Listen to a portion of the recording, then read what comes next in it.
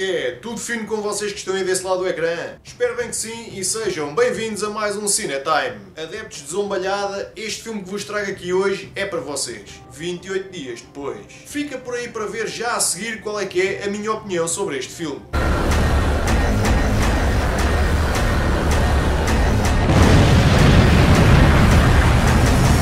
Como sempre, sejam bem-vindos de volta. O filme 28 dias depois foi lançado nas salas de cinema em 2002. Foi realizado pelo britânico Danny Boyle, protagonizado por Cillian Murphy, Naomi Harris e Brendan Gleeson. Este filme teve um orçamento de apenas 8 milhões de dólares, mas rendeu em receitas de bilheteira 83 milhões.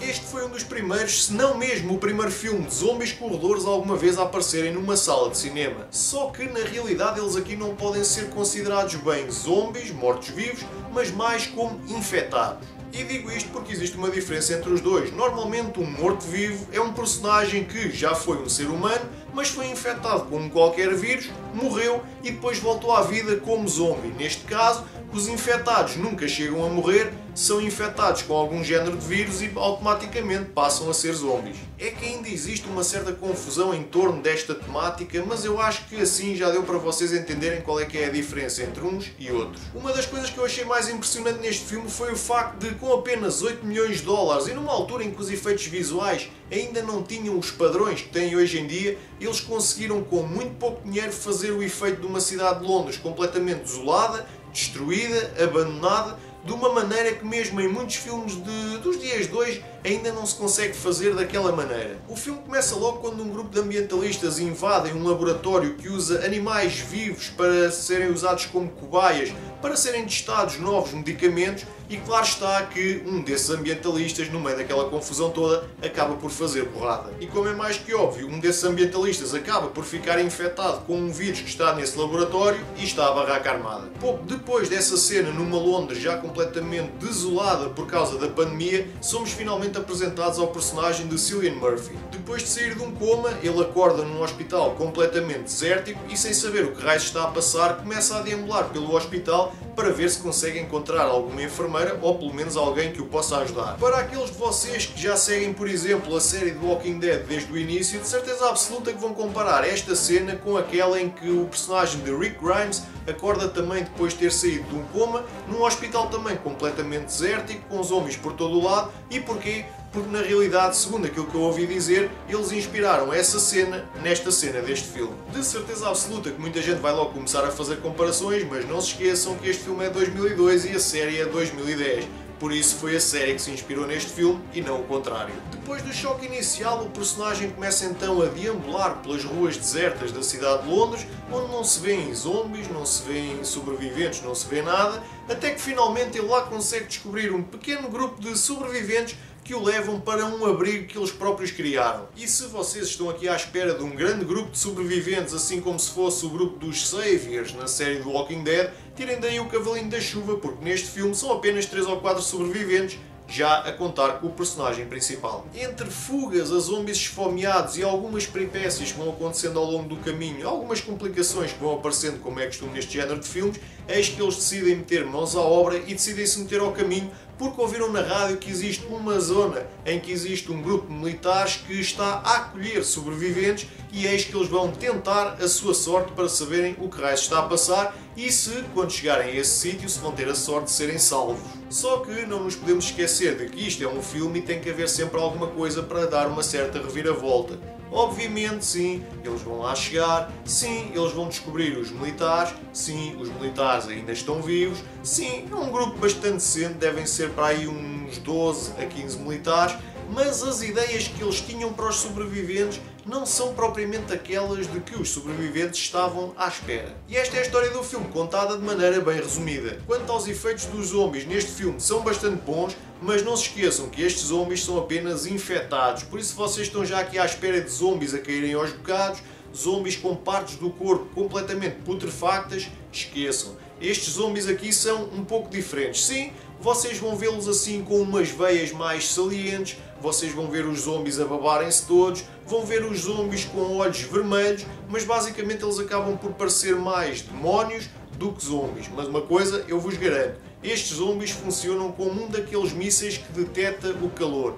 Quando o alvo fica ali fixado naquele ponto, já não sai de lá, e enquanto eles não vos conseguirem apanhar, eles não vos vão deixar sossegados. Aliás, uma coisa eu vos garanto, se vocês realmente vissem uma coisa destas na realidade à vossa frente, era como se um zombi destes tivesse uma placa ao pescoço a dizer "Run, bitch! Run!" Porque basicamente é isso que vocês teriam que fazer se não quisessem ser apanhados. Uma coisa que eu também achei interessante neste filme é que a maneira das pessoas ficarem infectadas não é propriamente da mesma maneira como ficam em outros filmes. Ou seja, se num filme normal de zombies vocês fossem mordidos por um zombi, mais tarde ou mais cedo vocês iam se tornar um zombie. Mas neste caso, por exemplo, basta uma personagem levar com uma gota de sangue, por exemplo, numa vista, é o suficiente para a pessoa ficar infectada. Aliás, isso acontece com um dos personagens deste filme. Basta a pessoa entrar num certo contacto a nível sanguíneo, digamos assim, com um infectado, já está tudo lixado, é melhor vocês meterem-se ao fresco porque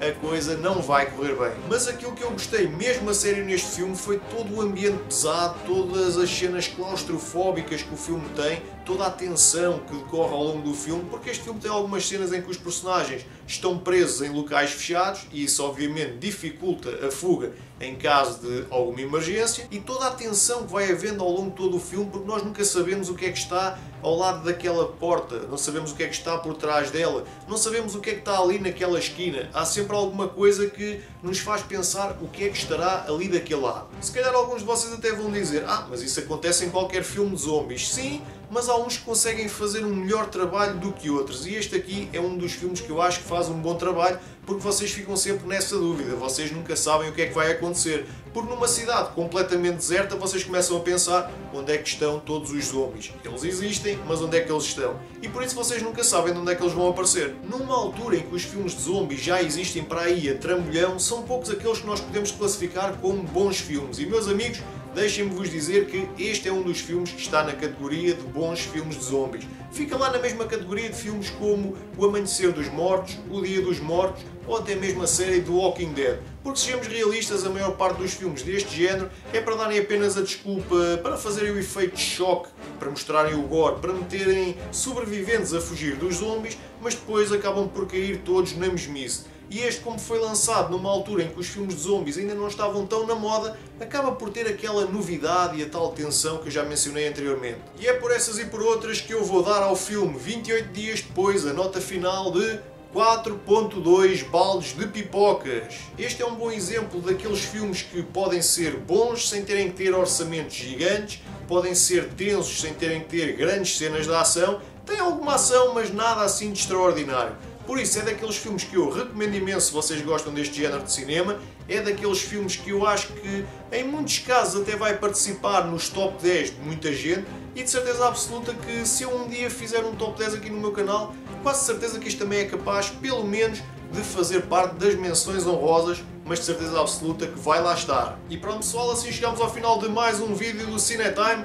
Mais uma vez e como sempre, muito obrigado por terem assistido. Muito obrigado por continuarem aí desse lado. É para vocês que eu continuo a fazer estes vídeos e por mim também, sejamos realistas, porque gosto de os fazer. Espero que vocês tenham gostado e, sem mais nada para dizer, vou-me despedir de todos vocês. Até ao próximo vídeo e corta para este.